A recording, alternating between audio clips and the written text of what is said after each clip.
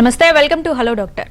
ఇవాళ హలో డాక్టర్లో సాధారణంగా వాతావరణ మార్పుల వల్ల వచ్చే జ్వరాలు ఎలా ఉంటాయి, శీతాకాలంలో వచ్చే జ్వరాలు ఏంటి, అన్ని జ్వరాలు ప్రమాదకరమేనా, అసలు వీటికి నివారణ మార్గాలు ఏంటి, ఇలాంటి డీటెయిల్స్ తెలియజేయడానికి మనతో పాటు స్టూడియోలో ఉన్నారు Pratima hospital consultant physician doctor B Maheshwar గారు ఉన్నారు. వారిని అడిగి డీటెయిల్స్ తెలుసుకుందాం.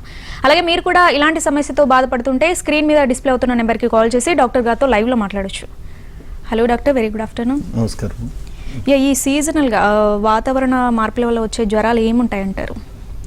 ఈ శీతాకాలంలో కామన్గా వచ్చే జ్వరాలు వచ్చి ఫస్ట్ విష జ్వరాలు అండి. మనకి రెగ్యులర్గానే విష జ్వరాలు, ఇంగ్లీష్లో వైరల్ ఫీవర్స్ అంటారు.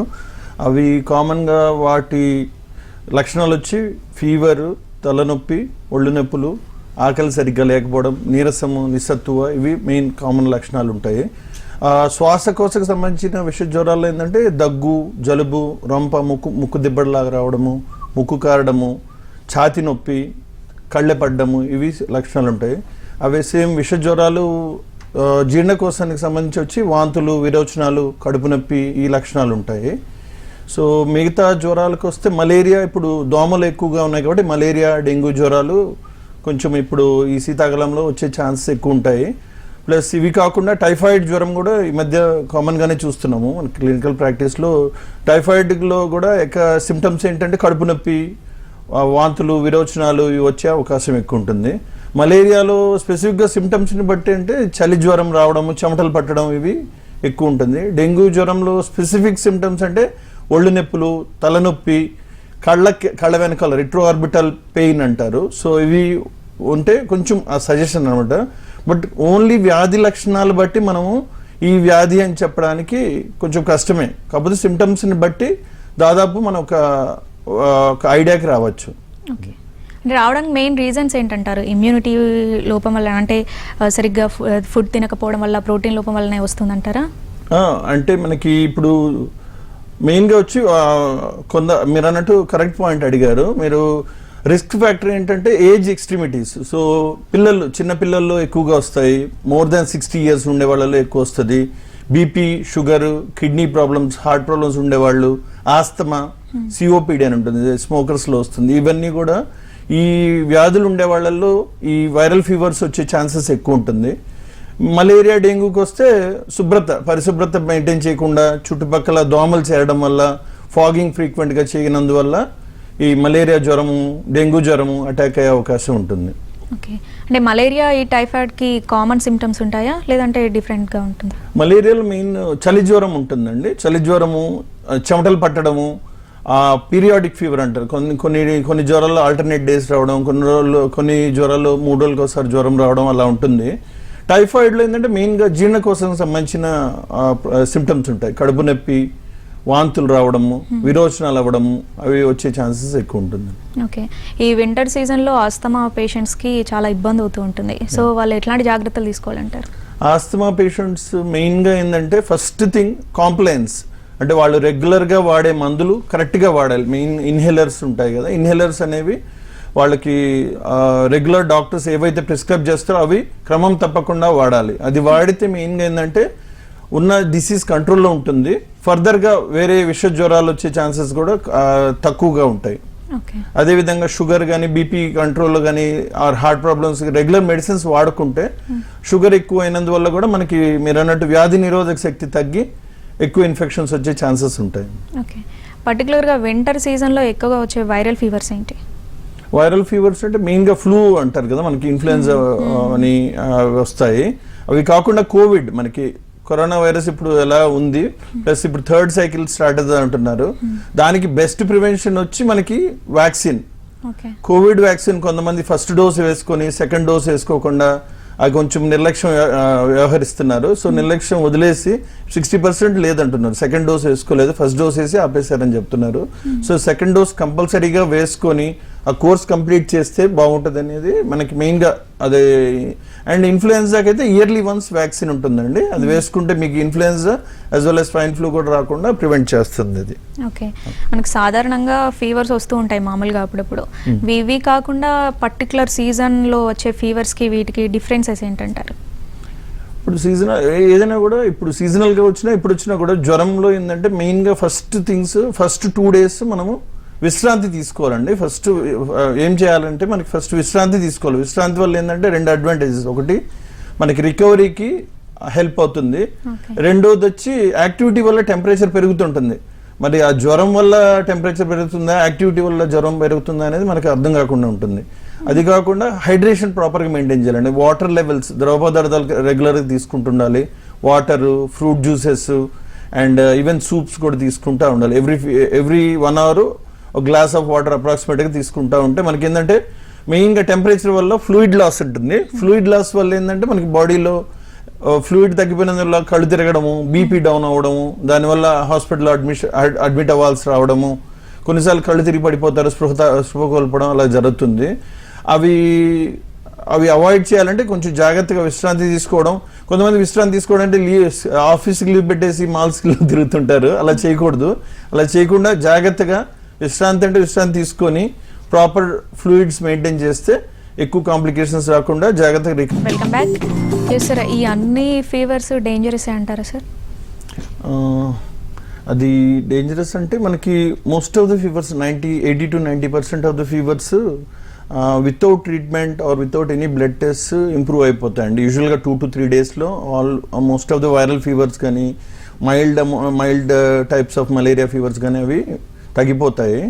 బట్ అవి కాకుండా ఏంటంటే మనకి 2 రోజుల తర్వాత కూడా మనకి జ్వరం కంటిన్యూస్గా 103, 104 అలా ఉండడము, నీరసం ఎక్కువగా రావడము, కళ్ళు తిరిగినట్టు ఉండడము, దగ్గు, జలుబు, గొంతు నొప్పి, గొంతు దగ్గర వాపు రావడము, ఛాతి నొప్పి, ఆయాసం రావడము, ఇటువంటి లక్షణాలు వస్తే ఆర్ ఇంట్లో బీపీ ఆపరేటర్స్ ఈ మధ్య కోవిడ్ సీజన్ తర్వాత బీపీ ఆపరేటర్స్ పల్స్ ఆక్సిమీటర్ పెట్టుకుని ఉంటున్నారు.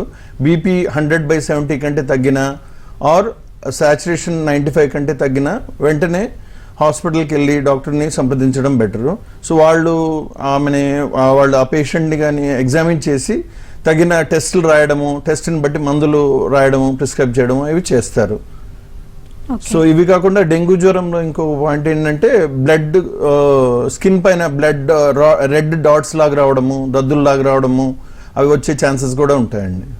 సో ఇవన్నీ కూడా ప్రమాదకర సూచికలు. సో రక్తస్రావం, ముక్కులోంచి బ్లడ్ రావడము, నోటి ద్వారా బ్లడ్ రావడము, విరోచనాల్లో మోషన్ బ్లాక్ కలర్ రావడం కానీ రెడ్ కలర్లో రావడం కానీ వస్తే అవి డెఫినెట్గా మనకి ప్లేట్లెట్ కౌంట్స్ తగ్గినప్పుడు ఇవన్నీ ఇండికేటర్స్ అనమాట. రక్తస్రావం మొదలైంది. సో ఖచ్చితంగా వెళ్ళి ప్లేట్లెట్ కౌంట్ చెక్ చేసుకొని ప్లేట్లెట్స్ తక్కువ ఉంటే ప్లేట్లెట్స్ అవి ఇవ్వడము, అవి ఇస్తే మనకి అర్లీగా వెళ్ళి డాక్టర్ని కన్సల్ట్ చేసినందువల్ల ప్రమాదాలు తగ్గే అవకాశం ఉంటుంది. ఓకే, వీటికి ప్రికాషన్స్ ఎట్లా ఉంటాయంటారు? నివారణ మార్గాలు అన్నింటికి ఒకేలాగా ఉంటాయంటారా? ఇప్పుడు మలేరియా, టైఫాయిడ్, డెంగ్యూ ఉంటాయి కదా, అన్నింటికి సేమ్ ఉంటాయా? మంచి క్వశ్చన్ అండి. సో ఇప్పుడు మెయిన్లీ విష జ్వరాలు, వైరల్ ఫీవర్స్లో ఇప్పుడు మనకి కోవిడ్ లాగానే so first thing is hand hygiene అండి. చేతులు చక్కగా వాష్ చేసుకోవాలి. మెయిన్లీ కళ్ళు, ముక్కు, నోరు తుడుచుకునే ముందు కానీ తుడుచుకున్న తర్వాత కానీ కూడా చేతులు ఖచ్చితంగా వాష్ చేసుకోవాలి. ఫుడ్ హ్యాండిల్ చేసే ముందు ఖచ్చితంగా, కుకింగ్ స్టార్ట్ చేసే ముందు, ఫుడ్ హ్యాండిల్ చేసే ముందు సోప్ వేసి హ్యాండ్ వాష్ చేసుకోవాలి. తర్వాత టాయిలెట్ యూజ్ చేసినా కూడా ఖచ్చితంగా హ్యాండ్ వాష్ చేసుకోవాలి. దీని ద్వారా ఏంటంటే మనకి మెయిన్గా జీర్ణకోశ, శ్వాసకోశ సంబంధించిన వ్యాధులు రాకుండా చేసుకోవచ్చు.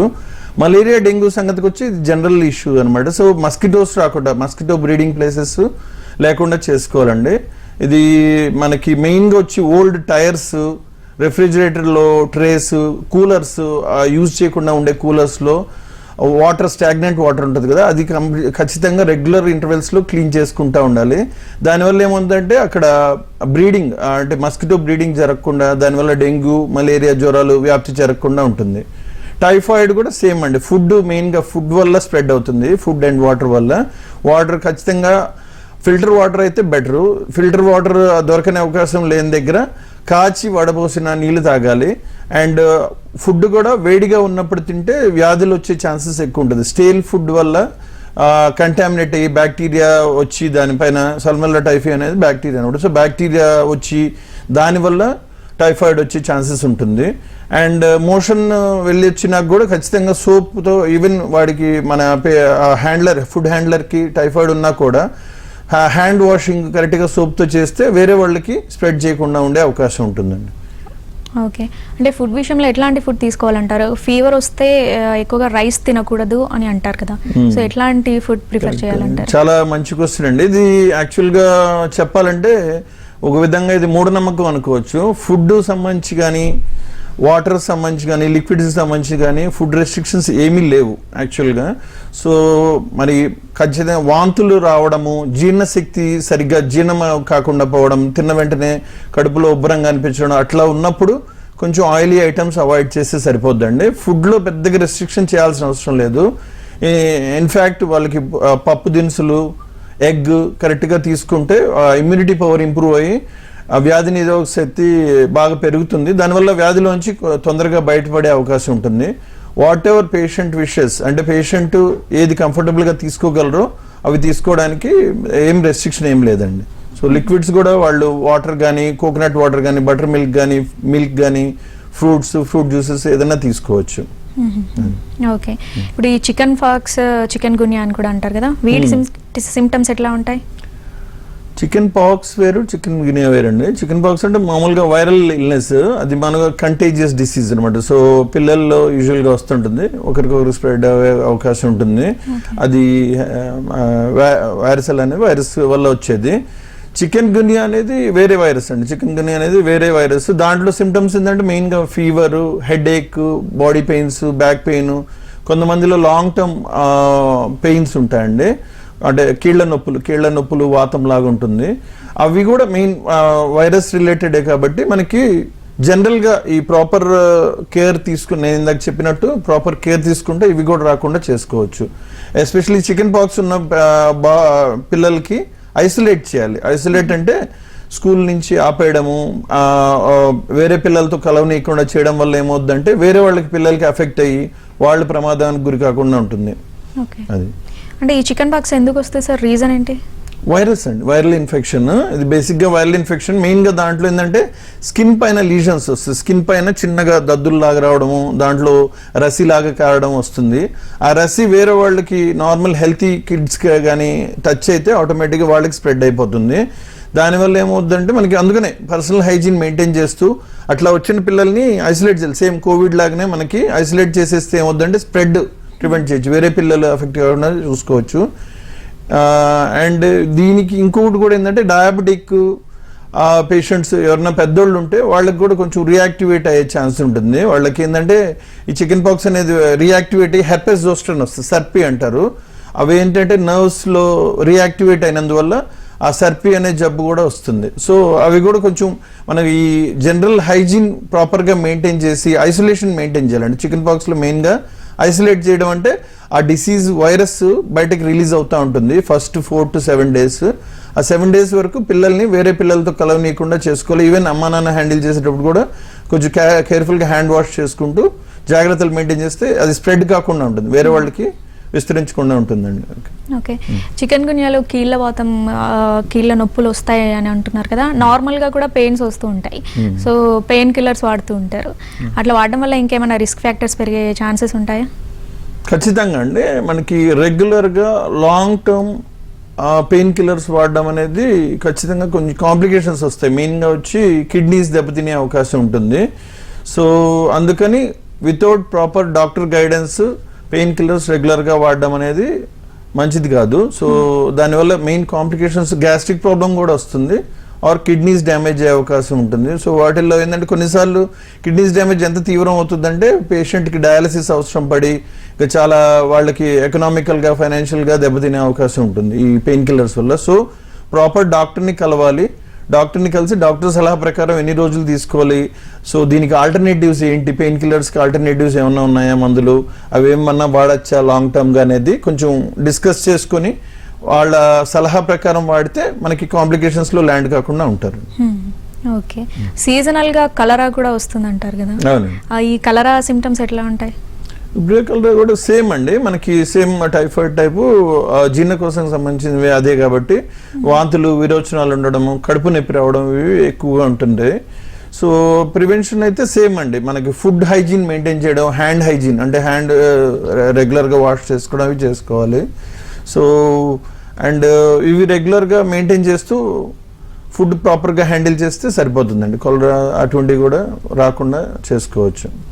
రైట్, ఒక కాలర్ ఉన్నారండి కడప నుండి ముత్యాల్ గారు. నమస్తే అండి. నమస్తే నమస్తే మేడం. డాక్టర్ గారితో మాట్లాడండి.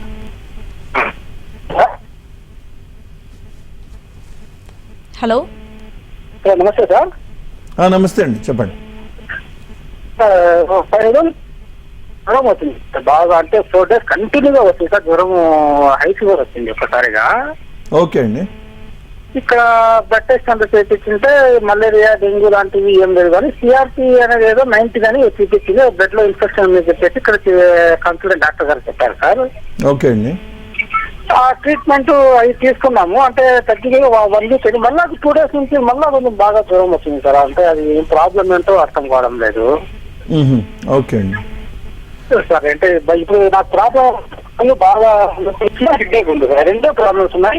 ఫీవర్ వస్తాయి, మీకు అధిక్రమిస్తే వేసుకుంటే తగ్గుతా ఉంది, కానీ మళ్ళీ కొంచెం లైట్ గా జ్వరం వచ్చినట్టు అట్లా ఉంది సార్.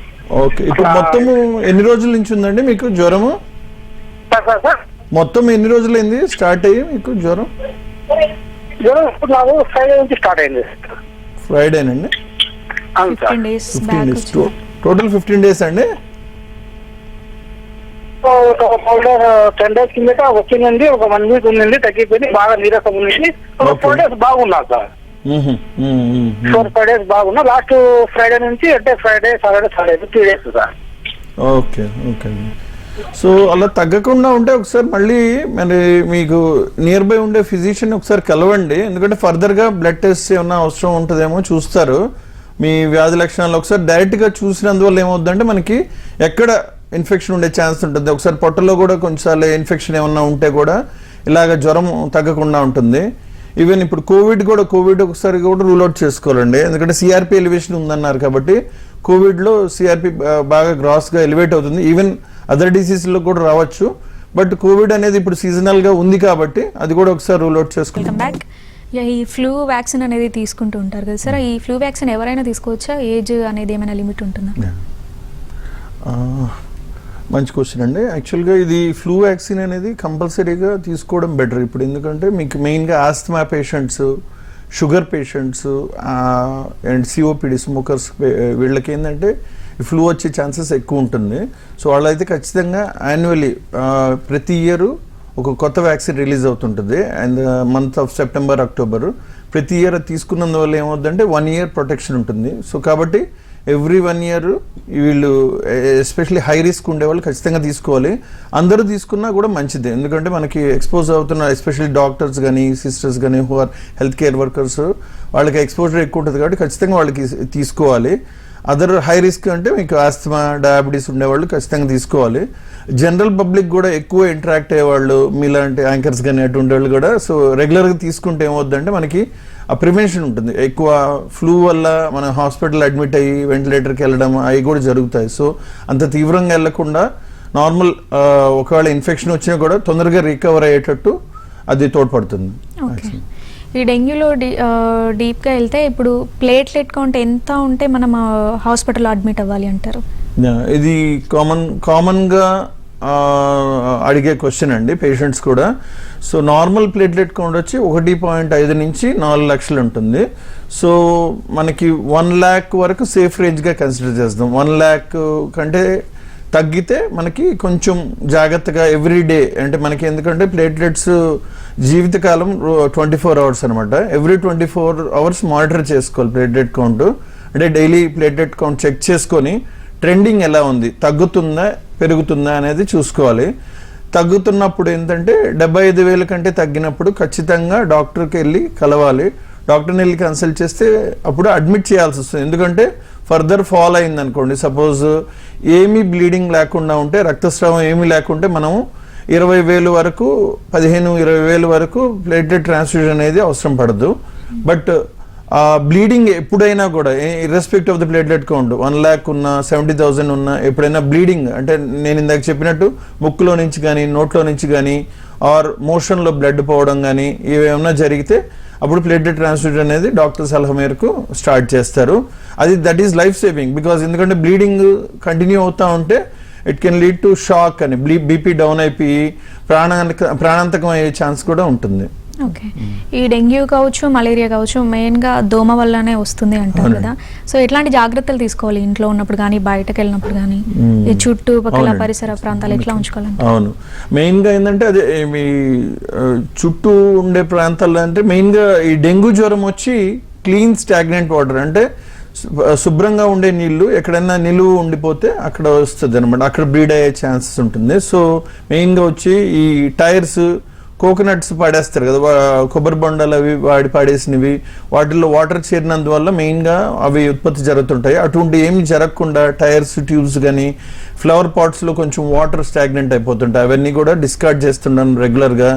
క్లీన్ సరౌండింగ్స్ అండి, చెట్లు అవి కూడా ఎక్కువగా దోమలు ఇన్ఫెక్ట్ అవుతుంటే ఫాగింగ్ అనేది చేస్తారు. సో మనకి రెగ్యులర్గా ఇక్కడ హైదరాబాద్లో ఫాగింగ్ చేస్తూ ఉంటారు, అంటే ఆ కెమికల్ ఒకటి రిలీజ్ చేసేసి ఉన్న దోమల్ని చంపేదానికి చేస్తూ ఉంటారు. అవి రెగ్యులర్ చేసుకోవాలి. మనం పర్సనల్ ప్రొటెక్షన్ అన్నట్టు, మీరు అన్నట్టు పర్సనల్ ప్రొటెక్షన్ అంటే ఈ మస్కిటో రెపెలెంట్స్ కొన్ని క్రీమ్స్ అవి వస్తుంటాయి, ఆర్ అదర్వైజ్ ఫుల్ కవరింగ్ అంటే బాడీ ఎక్కువ ఎక్స్పోజ్ కాకుండా, స్కిన్ ఎక్కువ ఎక్స్పోజ్ కాకుండా ఫుల్ కవరింగ్తో వేసుకుంటే దుస్తులు, దానివల్ల ఏమవుతుందంటే దోమకాటుకి గురి కాకుండా ఉండొచ్చు. అండ్ ఇవే మెయిన్ థింగ్స్ అండి, mosquito repellents and fogging help చేస్తాయి. Right, thank you doctor.